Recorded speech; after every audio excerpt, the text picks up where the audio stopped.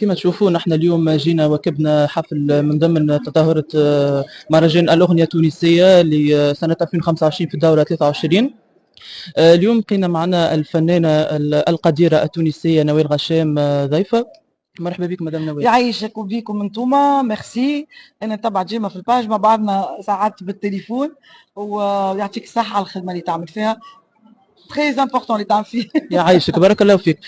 كيفاش انت رحبت بالفكره كضيفه شرف وذي حاجه، ونعرفوا اللي مهرجان الاغنيه يعني لك برشا طبعا انا بالنسبة لي انا مهرجان الاغنية هو مهرجان نمن بيه، ديما كنت نمن بيه وديما نقول لازم يكون متواجد ولازم ما يقفش ولازم يتواصل ونقفوا معناتها بكل ما نقدروا عليه في المهرجان. كي كلمني خويا طاهر قال لي تكونوا معنا في سهره من السهرات، رحبت على طول من غير ما ناقشت ولا شيء، خاطر نعرف اول شيء طاهر مش بيحطني فين يجي، ونعرف هذا تكريم كبير، ونعرف المهرجان هو قيمته كبيره ولازم يقعد قيمته كبيره.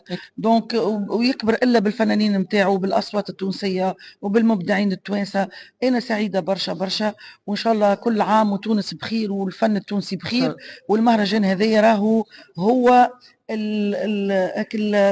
الشمعة اللي قاعدة تضوي على الفن في تونس. دونك لازلنا ديما نكونوا شادين فيه صحيح بيدينا وسقينا. اكيد. دونك شعار تونس تغني ان شاء الله، ديما تونس تغني. ان دونك شاء كلمه الله. اخيره وكلمه الختام، وكذلك نصيحه لكل مازالوا مشاركين.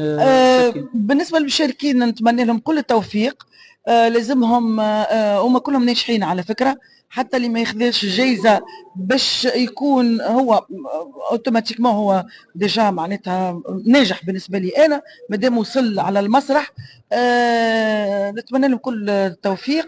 لازمهم يخدموا يخدموا يخدموا يخدموا يخدموا، يامنوا اكيد بموهبتهم ويشدوا صحيح. راهو الفن سلم تطلع له هكا، اكيد. وكل مره حتى كي تدعثر تعاود تقف وتطلع، وربي يوفقهم الكل. وانتم المستقبل نتاع الفن في تونس. ان شاء الله. شكرا لك.